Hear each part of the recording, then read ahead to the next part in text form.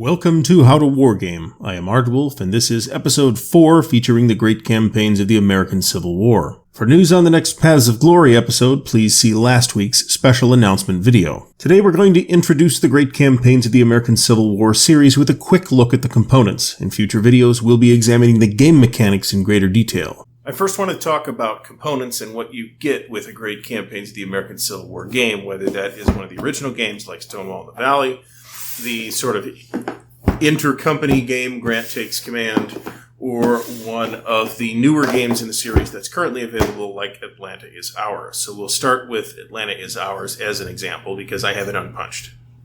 So what you will get with each game in this series is a set of maps. In this case, it's 2 maps in Atlanta Is Ours. You're going to get 1 or more counter sheets, and you're going to get some play aids. And you're going to get 2 books. One is the Great Campaigns of the American Civil War Standard Basic Game Rules. The current version is version 1.3. This version is available for download on the Multiman Publishing website. So check that out. I will include a link to the MMP Great Campaigns of the American Civil War support page in the video description. You're also going to get what I will call the playbook or campaign book. In the case of Atlanta Is Ours, it's a thick 96-pager, and this will contain all of the game-specific rules, all of the campaign rules, and, of course, all of the scenarios and campaigns. What you see here are the 4 different basic types of counters that are used in the Great Campaigns of the American Civil War series. First, we have markers. Now, there are a bunch of different types of these, and we'll get to what each of them means or does when we get to that appropriate section. The other 3 types are the types that you're going to see on the map representing actual military forces, and those are leaders, units, and manpower. Now, there are 3 different levels of leader, but most of the games in the series only have 2. They have the army leaders, like McClellan here from the Army of the Potomac, and there are corps or division leaders, like Sumner and Hooker. There's also a district leader, which kind of functions as a hybrid between the 2 different types. On each leader counter, there are 2 different factors and an identifier. So if we look at Fightin' Joe Hooker here, for example, we see the 1 in the gray field. That means that he is the commander of First Corps. We see this first number, which is the tactical value, and the third number, which is the command value. We'll get to what those things mean in a future episode. However, for now, the tactical value is his ability to affect a battle. The command value is his ability to commence a grand assault. And a grand assault is simply units in multiple hexes all attacking one target hex. Next, we have units, and we can see from the gray field and the Roman numeral 1 right here that these 2 divisions are components of Hooker's First Corps in the Army of the Potomac during the Antietam campaign. The number on the right is simply a unit designation, so in this case this means that Hatch's division is the 1st division inside First Corps. The first number on the bottom, the number on the left or in the middle, is the tactical value, and again that's a combat modifier.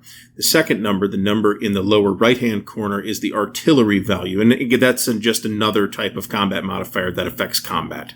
Lastly, we have manpower markers, and we see some examples here that are both Union and Confederate, and they have a manpower number on them. The reversed side represents a disorganized side. It's a particular type of negative result that can affect a unit. And what this means is that the manpower of this chit, when it is face up, is 11. When it is face down, the manpower is still 11, but the combat value has become 7. So normally, for units in good order, combat value and manpower are the same number, but if the unit is disorganized, then they are at about 2/3 of the manpower's combat number. Go by what is on the counter because there's some rounding in effect. Now, the way this works in actual practice on the map is let's take Meade's First Corps, and let's hypothesize that he has 11 manpower available to him.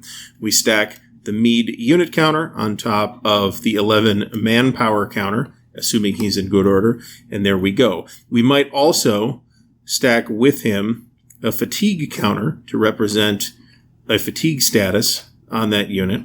We might furthermore, if Meade's troops become disorganized, we will flip his manpower marker over, and units recover from these things in a specific sequence.